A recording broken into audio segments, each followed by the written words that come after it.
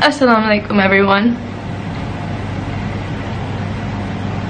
I have stayed quiet for so long and did not say a word about this entire controversy that's going around social media about my husband.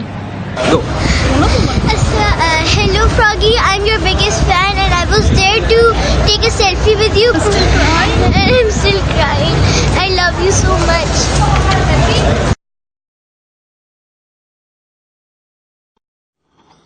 नाज़रीन, आज हम एक discuss करने लगे हैं अनोखा वाकया जो कि इससे पहले मैंने तो कभी नहीं सुना इस तरह का वाकया। आपको पता होगा नाज़रीन, आजकल की जो नौजवान नस्ल है वो उन पर सोशल मीडिया का जुनून सवार है।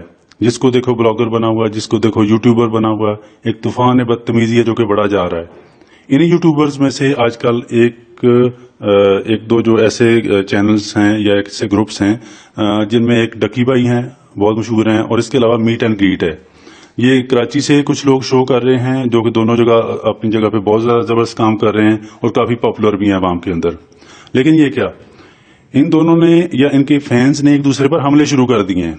अभी एक नया ट्रेंड शुरू हो गया। इससे पहले कभी इस तरह की खबर नहीं आई थी कि फैंस जो हैं वो भी आपस में लड़ेंगे या अपने जो चैनल्स हैं या अपने जो ब्लॉगर्स हैं उनकी फेवर में दूसरे चैनल्स के जो फैंस हैं उन पर हमले करने शुरू कर देंगे।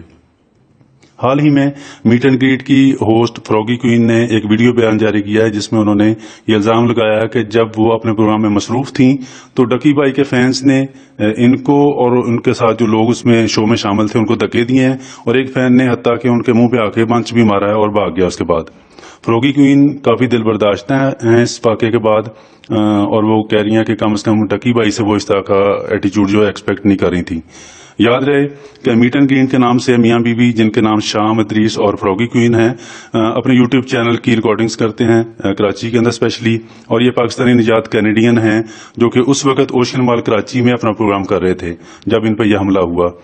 इस सिलसिले में एक वीडियो भी वायरल हुई है जिसमें कुछ लोगों के दरमियान और शाम इदरीस के दरमियान धक्कम-पेल हो रही है और एक दूसरे को जो है वो मुख्तलिफ अल्फाज जो हैं उनका जो है तबादला हो रहा है। लेकिन फ्रॉगी को किसी ने इसमें धक्का दिया है या पंच मारा, ये वैसे वीडियो में कहीं नजर नहीं आया।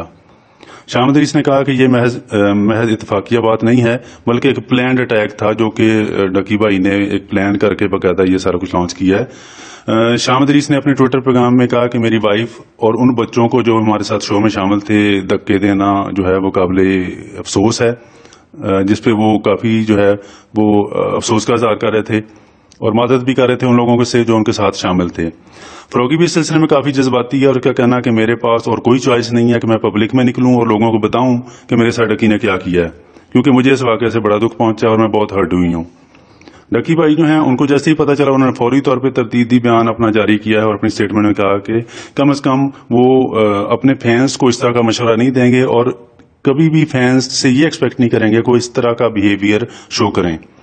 लेकिन सबसे खतरनाक बात जो काम अब शुरू हो गया है वो ये है कि मुख्तलिफ यूट्यूबर्स की जानिब से पार्टीबाजी शुरू हो गई है। लोगों ने इस वाकये का, इस लड़ाई का फायदा उठाना शुरू कर दिया है और लोगों को उकसाना शुरू कर दिया है कि लो आप लोग इन चैनल से सब अनसब्सक्राइब करना शुरू कर दें।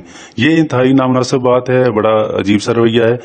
अभी तो खैर डिसाइड भी नहीं हुआ कि ये मसला है क्या एक्चुअली।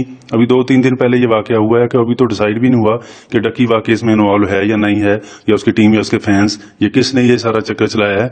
बहरहाल जो कुछ लोग हैं वो इस लड़ाई का फायदा उठाने के चक्कर में हैं। डकी कह तो सही रहा है कि यूट्यूबर और ब्लॉगर जो हैं वो तो एक्चुअली एक दूसरे को एंटरटेन करने के लिए काम कर रहे हैं, एक दूसरे को महाजराई के लिए नहीं। तो फैंस को मशवरा यही है लोगों को कि यार इसमें क्या रखा है इन लड़ाई झगड़ों में, एंजॉय करो, चिल रहो। और मेरे ख्याल में ऐसा कोई बात है नहीं।